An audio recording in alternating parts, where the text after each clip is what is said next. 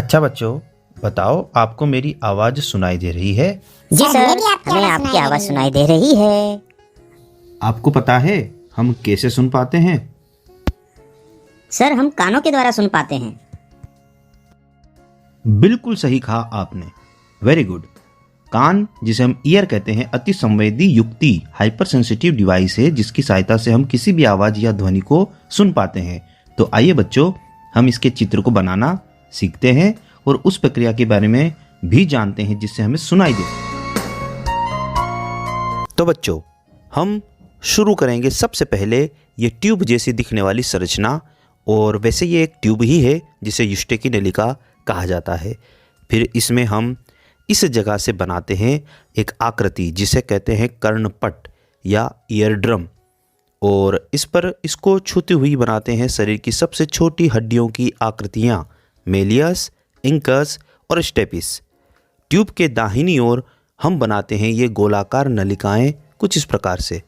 फिर बनाते हैं हम कर्णावृत जिसे कोक्लिया कहा जाता है, जो कान का सबसे महत्वपूर्ण अंग है जिसमें कुछ फ्लूइड भरा होता है। उसके बाद हम इससे जुड़ी हुई संरचनाएं बनाते हैं, श्रवण तंत्रिका, ऑडिटरी नर्व। अब बारी आती है श्रवण नलिका, जो ध्वनि को ईयर ड्रम तक लाती है यानी कर्णपट तक लाती है। और सबसे बाहर होता है पिन्ना, कर्ण पल्लव, जिसे हम देख सकते हैं अपने सिर के दाएं और बाएं ओर। तो इस प्रकार बनकर तैयार हुआ मानव के कान का नामांकित सरल चित्र।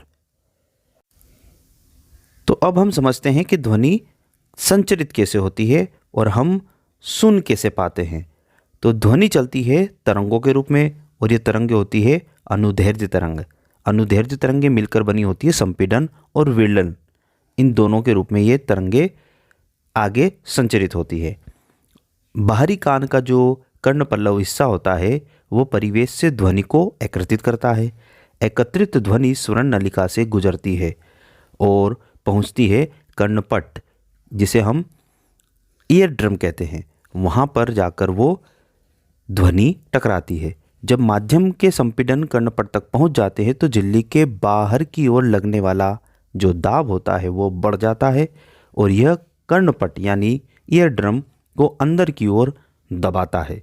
इस प्रकार विरलन के पहुँचने पर जो कर्णपट होता है वो बाहर की ओर गति करता है। इस प्रकार कर्णपट यानी ईयर ड्रम कंपित हो जाता है, यानी उसमें कंपन शुरू हो जाता है। मध्य कर्ण में विद्यमान 3 हड्डियां, जो शरीर की सबसे छोटी हड्डियां होती हैं, मेलियस, इनकस और स्टेपिस, इन कंपनों को और कई गुना बढ़ा देती है। मध्य कर्ण ध्वनि तरंगों से मिलने वाले इन दाब परिवर्तनों को आंतरिक कर्ण तक संचरित कर देता है। आंतरिक कर्ण में कर्णावृत कोक्लिया द्वारा दाब परिवर्तनों को विद्युत संकेतों में परिवर्तित कर दिया जाता है, क्योंकि कर्णावृत में भरा होता है फ्लूइड, और फ्लूइड में होते हैं रुए जैसी संरचनाएं जिनके गति से, कंपन से एक विद्युत संकेत उत्पन्न होते हैं, और इन विद्युत संकेतों को श्रवण तंत्रिका जो होती है मस्तिष्क तक पहुंचाती है, यानी इन संकेतों को मस्तिष्क तक भेज दिया जाता है, और मस्तिष्क यानी माइंड इनकी ध्वनि के रूप में व्याख्या करता है, जिससे हम ध्वनि को पहचान पाते हैं, समझ पाते हैं। इस तरह कान सुन पाता है।